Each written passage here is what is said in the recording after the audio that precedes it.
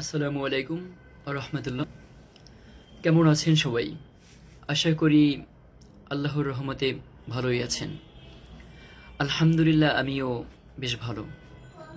আল্লাহ যেমন রাখেন করলে হাল, আলহামদুলিল্লাহ। একটা কথা বলি, আমরা না সবাই সবাই আমরা আপনের সাথে ভালো ব্যবহার করি না। সাজিয়ে কথা বলতে পারি, গুছিয়ে কথা বলতে পারি, কিন্তু আপনের সাথে না। মা বাবার সাথে বলি না, বলি পরের সাথে। একজন পাড়া প্রতিবেশী মানুষ, সে আমার কিছু হয় না, তার সাথে আমরা খুব ভালো কথা বলি, খুব ভালো উপস্থাপন করি। কিন্তু মা যখন কথা বলে, যখন বাবার সাথে কথা বলি, তখন বিরক্তি হয়ে কথা বলি, ভালো করে কথা বলি না। এটা কি ভালো? আবার স্বামী যখন বউকে কিছু চায়, পানি চায়, নিয়ে খেতে পারো না, আমি দিতে পারবো না।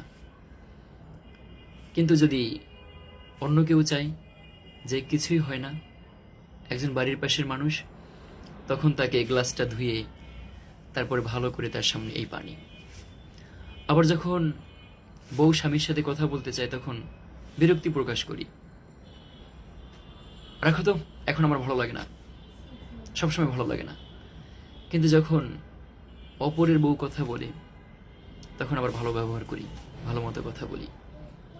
এটা কি কোনোভাবে উচিত? আমাদের না অভ্যাসই হয়ে গেছে, আমরা আপনের সাথে সাজিয়ে গুছিয়ে সুন্দরভাবে ব্যবহার করি না, কথা বলি না, করি পরের সাথে। হ্যাঁ, পরের সাথে বলতে নিষেধ নেই, ভালোভাবে সুন্দরভাবে কথা পরের সাথেও বলতে হবে, কিন্তু আপনের সাথে বলা যাবে না। এটা কোন বিধানে আছে? আমাদের একটু এ বিষয়টার প্রতি যত্নবান হতে হবে।